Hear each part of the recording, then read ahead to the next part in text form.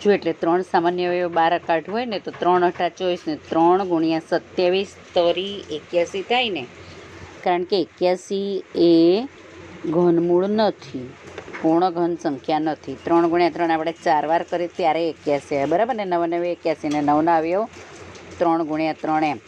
એટલે એનો ઘન વત્તા બીનો ઘન બરાબર ઓલામાંથી ને જો 3 સામાન્ય અવયવ 12 કાઢે તો પછી પૂર્ણ ઘન થાય ને, 8 એનો ઘન એટલે 2a આખા કૌંસનો ઘન વત્તા 27 બીનો ઘન એટલે 3b આખા કૌંસનો ઘન એમ. હવે સૂત્ર લખીને એમાં આપણે કિંમત લખીએ તો = 3 સામાન્ય અવયવ 12 કાઢીને અંદરના પદના જ આપણે અવયવ પાડવાના.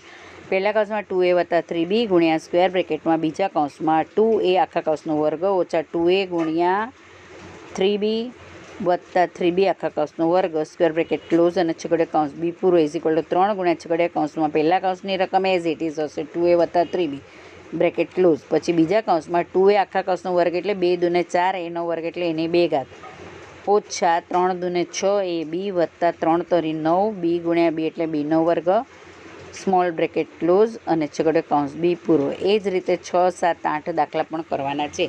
છઠ્ઠા દાખલામાં ધ્યાન આપો. yનો ઘન વત્તા 1/8y આખા કૌંસનો ઘન = y આખા કૌંસનો ઘન વત્તા 1/8નું ઘનમૂળ 2 થાય ને એટલે 2y આખા કૌંસનો ઘન. હવે આપણે એના અવયવ પાડીએ.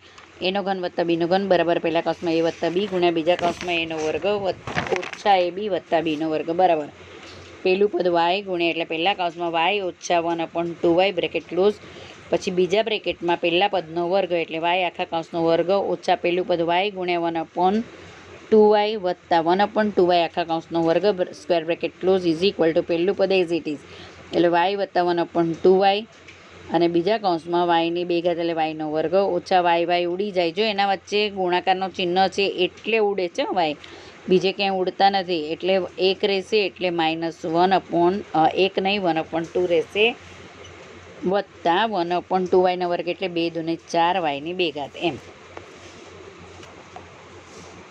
બાકીના બંને દાખલા બધાએ હોમવર્કમાં જાતે કરવાના છે.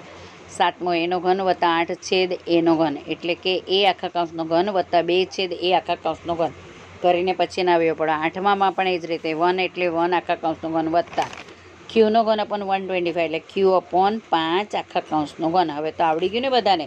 તો ચાલો આ 2 દાખલા જાતે કરજો હોમવર્કમાં.